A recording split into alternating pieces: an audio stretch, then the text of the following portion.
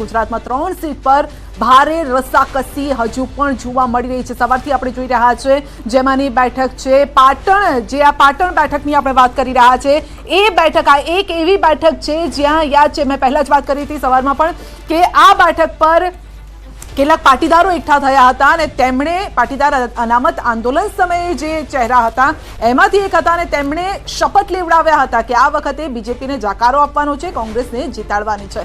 શું એ પાટીદારોએ કોંગ્રેસ તરફી મત આપ્યા છે કે શું? યુપીના પરિણામથી એટલે કે યુપીના રૂઝાન, જે પરિણામ નહીં રૂઝાન આપણે લખવું પડશે, યુપીના જે રૂઝાન સામે આવી રહ્યા છે તેનાથી ભલભલાના શ્વાસ અદ્ધર થઈ ગયા છે। યુપીમાં એસપી 34 મતથી આગળ, જી હા 34, યુપીમાં કોંગ્રેસ 8 બેઠક પર મત નહીં પરંતુ બેઠક આપણે લખીશું કે જે રાયબરેલીથી રાહુલ ગાંધી 50,000 મતથી આગળ, બંને બેઠક પરથી રાહુલ ગાંધી આગળ ચાલી રહ્યા હતા, રાયબરેલી અને વાયનાડ। વધુ એક મહત્વની જાણકારી એ પણ છે કે અયોધ્યાથી એસપી આગળ ચાલી રહ્યું છે। અહીંયા આગળ ચોંકાવનારી વાત એ છે કે જ્યાં આગળ રામ મંદિરની વાત થઈ, રામલલ્લા બિરાજમાન થયા, યુપીમાં એસપી 34 બેઠક પર, યુપીમાં કોંગ્રેસ 8 બેઠક પર। કોંગ્રેસને જતું કરવું કોંગ્રેસ માટે યુપીમાં સફળતાપૂર્વક રહ્યું હોય તેવું હાલમાં લાગી રહ્યું છે। હજી સુધી એકેના પરિણામ નથી આવ્યા। આ વલણ છે ક્ષત્રિય આંદોલનના એપિસેન્ટર રાજકોટથી પણ મોટા સમાચાર કે જેમાં રૂપાલા જે છે તે સતત આગળ ચાલી રહ્યા છે। લીડ જે છે તો તેમની સતત વધી રહી છે, 2.5 લાખની લીડ, 1,72,000 મતથી વધુ મતથી તેઓ આગળ ચાલતા જોવા મળી રહ્યા છે। અહીંયા પણ લીડ જે છે તે ખૂબ જ મોટી થતી જોવા મળી રહી છે। પંડ્યા સાહેબ, એ જ વાત કે એક તરફ યુપીના કંઈક અલગ આંકડા વિચાર્યા હતા, તેના બદલે રાજકોટની અંદર જે આંકડા વિચાર્યા હતા બધું બદલાઈ રહ્યું છે। ગુજરાતનું સમીકરણ જે વિચાર્યું હતું તે બદલાઈ ગયું, યુપીનું સમીકરણ જે વિચાર્યું હતું તે બદલાઈ ગયું છે। રાજકોટમાં આપણે કઈ વલણ બદલાયું નથી, આ જ થવાનું હતું। એટલા માટે મેં શરૂઆતથી કહ્યું કે જનસંઘના સમયથી આ ઘટ રહ્યો છે, કાર્યકર્તા મજબૂત છે આખા જિલ્લામાં। ચીમનભાઈ શુક્લથી માંડીને હરિસિંહ ગોહિલ અને આ 3 ચીફ મિનિસ્ટરો આ એક સાથે રાજકોટે આપ્યા છે, એટલે રાજકોટનો કાર્યકર્તા બિલકુલ મજબૂત છે અને બીજી કોઈ અસર નથી થતી। અને ત્યાંનો ક્ષત્રિય મતદાર પણ રૂપાલાને મત આપ્યો હોય એવી સંભાવના છે। બિલકુલ બિલકુલ, પરંતુ સવાલ અહીંયા ઇન્ટરેસ્ટિંગ ઉત્તર પ્રદેશ છે, કારણ કે પ્રશાંતભાઈ ઉત્તર પ્રદેશ માટે એવું કહેવાય છે કે એટલે દેશને દિલ્હીમાં રાજ કરવું હોય, દેશમાં રાજ કરવું હોય તો વાયા ઉત્તર પ્રદેશ જવું જ પડે અને રામલલ્લાના આશીર્વાદ ખબર નથી હવે કોને મળશે। રૂઝાન બહુ ઇન્ટરેસ્ટિંગ આવી રહ્યા છે અત્યારે જે છે બિલકુલ યુપીનું જે પરિણામ બધી રીતે, કારણ કે 2014માં 73 સીટ, 2019માં 63 સીટ અને આપણને એવું હતું કે નાની મોટી અસર ગણો, નેગેટિવિટી સી। હમણાં પંડ્યા સાહેબ વાત કરતા હતા, પંડ્યા સાહેબ આમાં કેવું છે છેલ્લા 10 વર્ષમાં ઓવરઓલ સિનારીઓ પ્રમાણે લોકો ભેગા થાય ઓટોમેટિક, ક્યાંક ને ક્યાંક કોઈકની નારાજગી હોય, પછી કમ્યુનલ નારાજગી હોય, ક્યાંક ને ક્યાંક હિન્દુ મુસ્લિમ વાળી નારાજગી હોય, એટલે બધા એક તરફી, કારણ કે 10 વર્ષથી એકનું એક શાસન જોતા હોય એટલે આને કેવી રીતે રોકવાનો પ્રયત્ન કરી શકે, જેમ તમે કહેતા કે હમણાં જે ધ્રુવીકરણ સમાજવાદી પાર્ટીએ કરી છે। એક મિનિટ આપણે રોકીએ, બ્રેકિંગ આવી રહ્યા છે અને હિમાચલ પ્રદેશના મંડીમાં કંગનાનો ડંકો વાગ્યો છે। જી હા, કંગના રનૌત આગળ ચાલી રહ્યા છે, 30,000 મતથી તેઓ આગળ ચાલી રહ્યા છે। અમેઠીથી સ્મૃતિ ઈરાની 18,000 મતથી પાછળ છે। સ્મૃતિ ઈરાની સતત પાછળ ચાલી રહ્યા છે।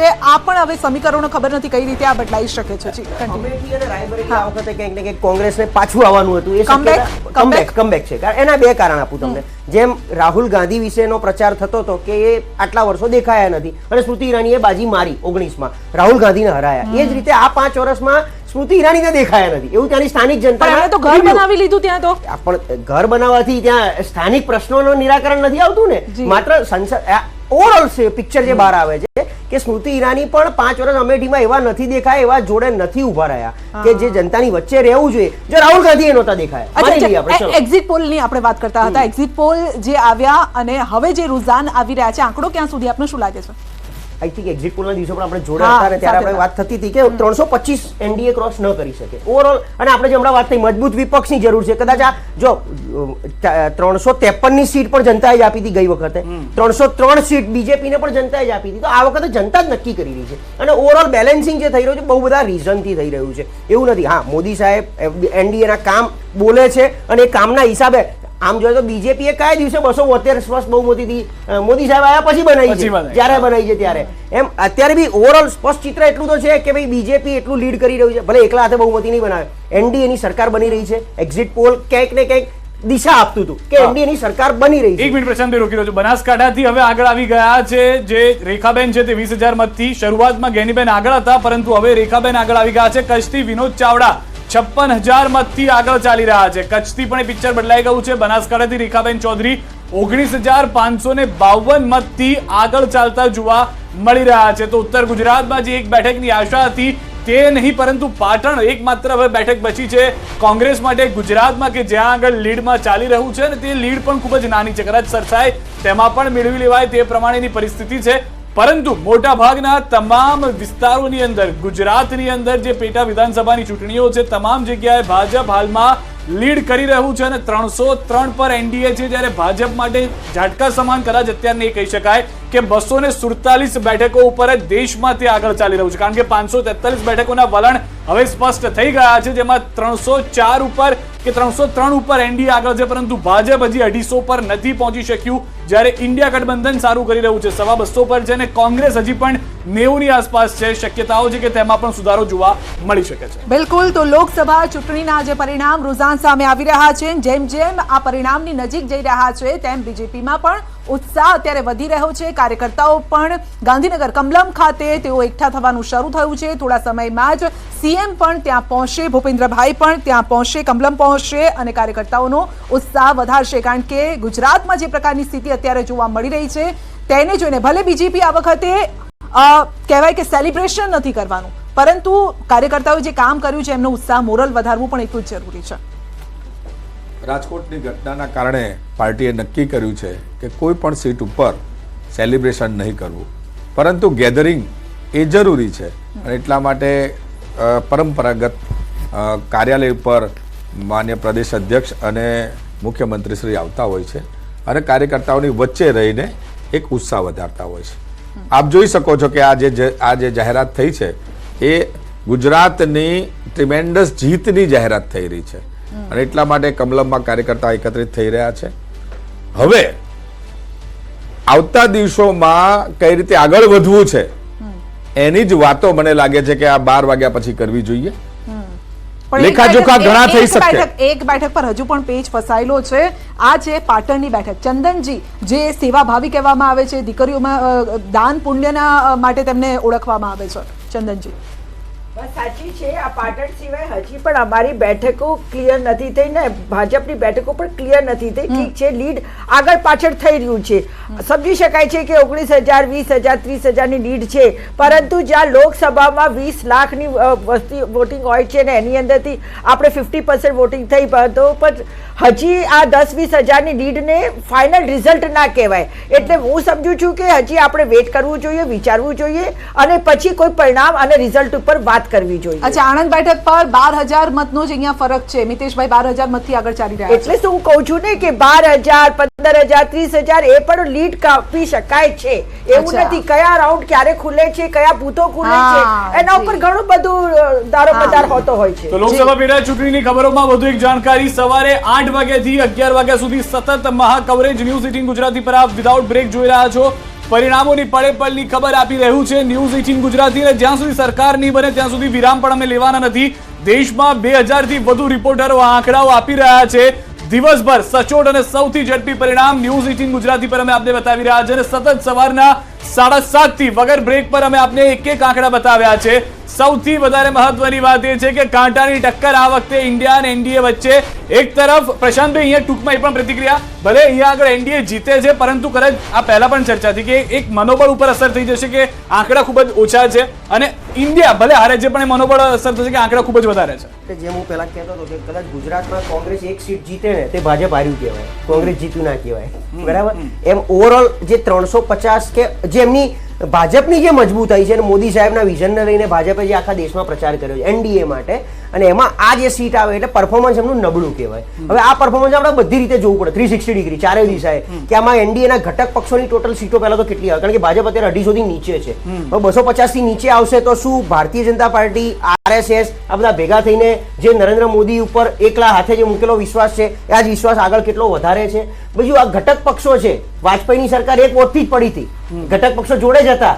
એમ આ 303 એટલે 273 માં 30 જ સીટો વધારે કહેવાય, અને 30 સીટમાં નીતિશ કુમાર કે બીજેડી જેવા કે શિવસેનાનું જે તૂટેલું ગ્રુપ છે એ બધું કન્ટિન્યુ કરશે 5 વર્ષ આમની સાથે? કારણ કે અલ્ટિમેટલી આપણે શું હોય છે, મજબૂતાઈ હોય તો સરકાર 5 વર્ષ. નીતિશ કુમારની વાત કરી, હાથમાં તો કમળ પકડીને પ્રચાર કરતા હતા. પ્રચારની વાત અલગ હતી, કારણ કે એ વખત એમને બીક હતી 400 પાર લઈ આવશે આ લોકો.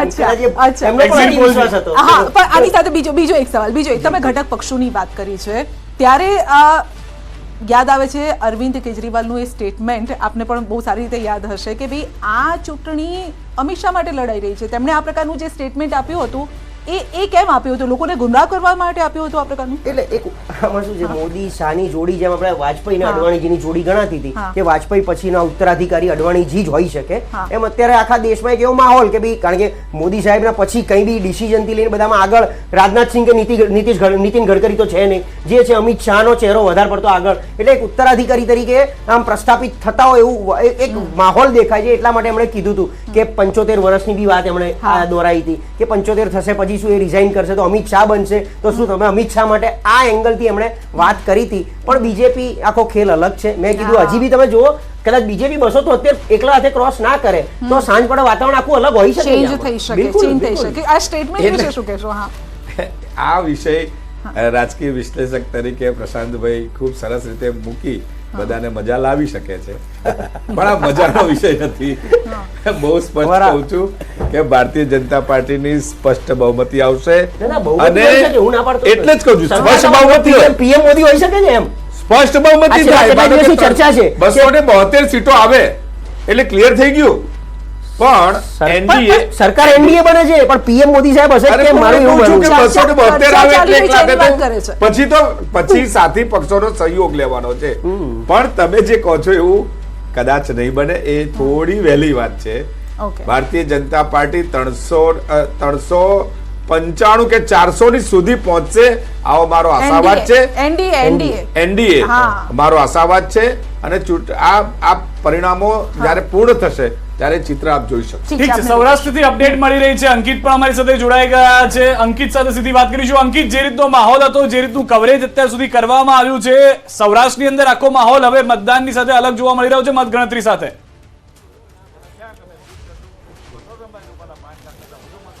ચોક્કસ, ખાસ કરીને વાત કરવામાં આવે તો રાજકોટ લોકસભા મતવિસ્તારની વાત કરીએ તો જે પ્રમાણે પરિણામો સામે આવી રહ્યા છે અને 7મો રાઉન્ડ છે તે હાલ અત્યારે શરૂ થઈ ચૂક્યો છે, પરંતુ અત્યાર સુધી 6 રાઉન્ડની મતગણતરી પૂરી થઈ ચૂકી છે, 7મો રાઉન્ડ શરૂ થઈ ચૂક્યો છે. એક પણ રાઉન્ડની અંદર પરેશ ધાનાણી છે તે આગળ જોવા નથી મળ્યા. ક્ષત્રિય જે સમાજની જે વિરોધ હતો, ખાસ કરીને એપીસેન્ટર રાજકોટ રહ્યું હતું, પરંતુ તેની કોઈ વિરોધની અસર રાજકોટ ઉપર જોવા નથી મળી રહી અને 1,86,000થી પણ વધુ મતોથી છે તે પરસોત્તમ રૂપાલા છે તે આગળ જોવા મળી રહ્યા છે. ત્યારે ભારતીય જનતા પાર્ટીના પ્રવક્તા છે તે આપણી સાથે છે, રાજુભાઈ ધ્રુવ સાથે વાતચીત કરીશું. રાજુભાઈ, શું કહેશો, ક્ષત્રિય સમાજના વિરોધની કોઈ પણ અસર રાજકોટ સીટ ઉપર હાલ પરિણામમાં જોવા નથી મળી રહી? માનું છું કે દેશની પ્રજા, ગુજરાતની પ્રજા, સૌરાષ્ટ્રની પ્રજા, રાજકોટની પ્રજા નરેન્દ્રભાઈ મોદીને ત્રીજી વાર વડાપ્રધાન બનતા જોવા માંગતી હતી. નરેન્દ્રભાઈ વડાપ્રધાન બનાવવાની હેટ્રિક નોંધાવે એવું સૌરાષ્ટ્રની પ્રજા, રાજકોટની પ્રજા ઈચ્છતી હતી. દેશની એકતા, અખંડિતતાની વાત હોય, પ્રમાણિક પારદર્શી શાસનની વાત હોય, ત્યારે પ્રજાએ નરેન્દ્રભાઈ મોદીને પસંદ કર્યા છે. નરેન્દ્રભાઈ મોદી વડાપ્રધાન બને એટલા માટે ભારતીય જનતા પક્ષના સૌરાષ્ટ્રના તમામ સંસદ સભ્યો, લોકસભાના ઉમેદવારો જંગી બહુમતી સાથે આજે આગળ વધી રહ્યા છે. ત્યારે હું માનું છું સમાજના તમામ વર્ગોએ દેશની એકતા, અખંડિતતાને મત આપ્યો છે, વડાપ્રધાન નરેન્દ્રભાઈ મોદીને મત આપ્યો છે. ત્યારે હું આજે સ્પષ્ટપણે કહીશ કે સમાજના તમામ વર્ગો વિકાસની સાથે રહ્યા છે, નરેન્દ્રભાઈ મોદીની સાથે રહ્યા છે. વડાપ્રધાન પદે નરેન્દ્રભાઈ મોદી હોય, ગુજરાતમાં મુખ્યમંત્રી પદે ભૂપેન્દ્રભાઈ પટેલ હોય, અમારા પ્રદેશ અધ્યક્ષ આદરણીય સી આર પાટીલજી હોય, આ સૌએ જે રીતે વડાપ્રધાન નરેન્દ્રભાઈ મોદીનો સંદેશો લઈ અમે કાર્યકર્તાઓની સાથે ઘર ઘર સુધી અમે પહોંચ્યા, વડાપ્રધાનનો સંદેશો પહોંચાડ્યો, લોકોએ વડાપ્રધાનનો સંદેશો સ્વીકાર્યો અને જંગી માત્રામાં હીટવેવની આગાહી હતી, છતાં પણ આવી ગરમીમાં પ્રજાએ મતદાન કર્યું અને એ મતદાન સંપૂર્ણપણે ભારતીય જનતા પક્ષની તરફેણમાં હતું. એ મતપેટી દેખાડી રહી છે. ખાસ કરીને સૌરાષ્ટ્ર કચ્છની 8 સીટ પરની વાત કરીએ તો સતત છે તે ભારતીય જનતા પાર્ટીના ઉમેદવારોની લીડમાં વધારો થઈ રહ્યો છે. આ વિશે આપનું શું કહેવું છે? અમે અગાઉ પણ કહ્યું હતું કે અમારા અધ્યક્ષશ્રીએ પણ જાહેરાત કરી હતી કે 5 લાખ કરતાં વધુ લીડ. અમને ભરોસો હતો, અમને ભરોસો પ્રજા પર હતો, પ્રજાને ભરોસો નરેન્દ્રભાઈ મોદી ઉપર હતો, નરેન્દ્રભાઈ મોદીને ભરોસો સૌરાષ્ટ્રની પ્રજા ઉપર, રાજકોટની પ્રજા પર હતો અને પરસ્પર આ ભરોસાની વાત ભારતીય જનતા પક્ષને વિજય બનવા તરફ દોરી જઈ રહી છે, ત્યારે હું માનું છું આજના જે પરિણામો છે એ નરેન્દ્રભાઈ મોદીની લોકપ્રિયતા, નરેન્દ્રભાઈએ જે પ્રમાણિકતા, પારદર્શિતા સાથે સુશાસન આપ્યું છે, આ એનો વિજય છે. વડાપ્રધાન નરેન્દ્રભાઈ મોદી ત્રીજી વાર એક મોટા સમાચાર ગાંધીનગરથી મળી રહ્યા છે. ગાંધીનગરમાં અમિત શાહની લીડ 3,50,000 થી વધુ થઈ ગઈ હોવાની જાણકારી છે. અમિત શાહ 3.5 લાખની લીડથી આગળ ચાલી રહ્યા હોવાની જાણકારી છે. ગાંધીનગરનો મુકાબલો જે પહેલેથી ચર્ચા કરી રહ્યા હતા તે પ્રમાણે એક તરફી થઈ ગયો છે. આગળ ચાલી રહ્યા છે તો મોટા સમાચાર છે અને સૌથી મોટી વાત એ છે ગાંધીનગર લોકસભા બેઠક સૌથી મહત્વની આ બેઠક છે અને હિસ્ટોરિકલ આ બેઠક પણ કહેવામાં આવે છે બીજેપી માટે, એટલા માટે કારણ કે પોરબંદરથી મનસુખ માંડવિયા પણ 1 લાખ મતથી આગળ ચાલી રહ્યા છે. કેન્દ્રમાં મંત્રી અને ત્યારબાદ તેઓ ગ્રાઉન્ડમાં ઉતર્યા અને ગ્રાઉન્ડમાં જનાદેશ લેવા માટે તેઓ ઉતર્યા હતા. એટલે ઇન્ટરેસ્ટિંગ આ વખતે વાત એ પણ રહી કે એવા ચહેરાઓને મેદાનમાં ઉતારવામાં આવ્યા જેઓ કદાચ પહેલા ચૂંટણી લડ્યા પણ ન હતા. આખા દેશની આપણે વાત કરી રહ્યા છીએ, એવા ચહેરાઓ જે મોટી જવાબદારી દેશમાં નિભાવી અને ત્યારબાદ તો પંચમહાલથી રાજપાલસિંહ જાદવ 2 લાખ મતથી આગળ ચાલી રહ્યા છે. આ એવો વિસ્તાર પંચમહાલમાં ગ્રામ્ય વિસ્તાર છે, ટ્રાઇબલ વિસ્તાર છે, આદિવાસી વિસ્તાર છે, ખેડૂતો ત્યાં મોટી સંખ્યામાં છે અને આ એવા વિસ્તારમાંથી પંચમહાલ રાજપાલસિંહ જાદવ જ્યારે આ નામ પણ આવ્યું ત્યારે લોકો પણ ચોંકી ઉઠ્યા હતા. તો તેઓ પણ 2 લાખથી વધુ મતથી આગળ ચાલી રહ્યા છે. તો આ સાથે હિતેન્દ્રભાઈ પણ આપણી સાથે જોડાઈ ગયા છે બીજેપી તરફથી, જે 5 લાખ લીડની વાત કરતા હતા. પરંતુ મોટી વાત અહીંયા અમિત શાહની આ બેઠક, ગાંધીનગરની આ બેઠક બીજેપી માટે મહત્વની બેઠક અને 4 લાખ મને લાગે છે હમણાં થોડા સમયમાં ક્રોસ પણ થઈ જશે. સમગ્ર ગુજરાતમાં જે પ્રમાણેના રૂઝાન છે અને 2 કલાકમાં જે આપણને પરિણામો પણ મળવાના છે, મને લાગે છે કે ભારતીય જનતા પાર્ટી ખૂબ સારા પ્રદર્શનથી એનડીએની સરકાર, ભારતીય જનતા પાર્ટીની સરકાર બનવા જઈ રહી છે. આ પરિણામો સંજયબેન એ પ્રમાણે અલગથી આવે છે કે સમગ્ર ભારતમાં ભારતીય જનતા પાર્ટીની હાજરી આઝાદીના ઇતિહાસમાં પહેલીવાર એવી ઘટના બનવાની છે કે પૂરા ભારતમાં ભારતીય જનતા પાર્ટી પોતાની હાજરી નોંધાવે છે, પોતાનો વોટ શેર વધારે છે અને બેલેન્સલી આખા ભારતમાં ભારતીય જનતા પાર્ટીનો ભગવો લહેરાય એવી સ્થિતિ બની રહી છે. સાથે સાથે પરિણામો જે પ્રમાણે અત્યારે આવી રહ્યા છે, ચોથો કે 5મો રાઉન્ડ, 6ઠ્ઠો રાઉન્ડ ચાલતો છે, પણ 14 રાઉન્ડના અંતે પરિણામો આપણે ભારતીય જનતા પાર્ટીની જનતાની અપેક્ષા પ્રમાણે પરિણામો પણ દેખાઈ રહ્યા છે. જનતાનો જે નરેન્દ્રભાઈ પરનો ભરોસો છે, ભારતીય જનતા પાર્ટીએ પાછલા 55 વર્ષની સરખામણીએ આ 10 વર્ષમાં જે પરફોર્મન્સ આપ્યું છે, જે પ્રમાણે પાર્ટીએ કામો કર્યા છે, લોકોની અપેક્ષામાં ખરા ઉતરવાનો પ્રયાસ કર્યો છે, મને લાગે છે કે પરિણામોમાં પણ એ રિફ્લેક્ટ થવાનું છે. ક્યાંક ને ક્યાંક નાનો મોટો ઉલટફેર આપણે જોઈ રહ્યા છે, પણ પરિણામને અંતે અમારો જે આંકડો છે, અમારી જે અપેક્ષા છે, જનતાના જે આશીર્વાદથી જનતાની પણ જે અપેક્ષા છે એ પ્રમાણે પરિણામો આવશે. મોટી વાત એ પણ છે પંડ્યા સાહેબ, અહીંયા આગળ હવે આ તમામ જે વાતો થઈ રહી છે, કયા કારણો જોઈ રહ્યા છો કે આટલો મોટો જે ફરક? કેમ કે અત્યાર સુધી આપણે વિચારીને બેઠા હતા કે એક વન સાઇડેડ કદાચ ક્લિયર થઈ ગયું હશે સરકારને લઈને, અને તેનો આઈડિયા છે કે શેર બજાર પણ આપ જો 2900 પોઈન્ટનો કડાકો શેર બજારમાં પણ આવી ગયો છે. એ લોકોએ પણ આપણી જેમ જ વિચાર્યું હશે કે એક તરફું કદાચ થઈ ગયું હશે 11, 11:30 સુધીમાં. આ ન થવાનું કારણ અથવા આવું થવાનું કારણ શું? એ આ પહેલેથી આપણે માની લીધું હતું, મોટા ભાગે પ્રચાર જ એ પ્રકારનો હતો અને નેરેટિવ્સ પણ એટલા જ હતા. એની વચ્ચે લોકોને એમ જ હતું કે માત્ર અને માત્ર ભાજપ આવશે, એનડીએ આવશે.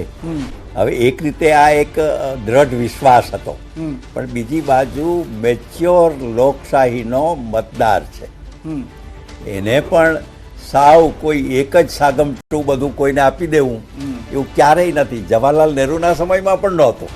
અને એ વખતે તો એવું કહેવાતું હતું કે કોંગ્રેસ કોઈ ઉમેદવારને બદલે ઝાડ કે વીજળીનો થાંભલો ઊભો રાખે મતદાર તો એ પણ જીતી જતા. હવે એવા સંજોગોમાં પણ પાર્ટી લોકોએ ધીરે ધીરે આ જો ભાજપ 1952થી શરૂઆત કરી, શરૂઆતમાં સર એક મિનિટ માટે રોકી રહ્યો છું. વિધાનસભાની પેટા ચૂંટણીના હાલના વલણમાં ભાજપનો દબદબો સ્પષ્ટ જોવા મળી રહ્યો છે. 5 બેઠકોની પેટા ચૂંટણીમાં હાલ ભાજપ ઉમેદવારો આગળ ચાલી રહ્યા છે. ગુજરાતની આ વાત કરી રહ્યા છે. પોરબંદર, વિજાપુર, માણાવદર પેટા ચૂંટણીમાં પણ ભાજપના જે ઉમેદવારો છે તે આગળ ચાલી રહ્યા છે. તો ખંભાત અને વાઘોડિયામાં પણ તે પ્રમાણેની પરિસ્થિતિ જોવા મળી રહી છે. તો સ્પષ્ટ થઈ ચૂક્યું છે કોંગ્રેસથી આવેલા 4 ભાજપ ઉમેદવારો હાલ આગળ ચાલી રહ્યા છે કે જેઓ ભાજપમાં જોડાયા અને ફરી એક વખત ચૂંટણીમાં મેદાનમાં આવ્યા હતા. તમારી એ જ વાતને આગળ વધારું કે આ જે વિધાનસભા પેટા ચૂંટણીઓમાં જે કોંગ્રેસના લોકો હતા એ આવ્યા છે, એટલે બાપ્ટિઝમ આપણે ત્યાં ક્રિશ્ચિયન પેલામાં કહેવાય છે કે પવિત્ર થઈ ગયા એમ માનીને ચાલ્યા.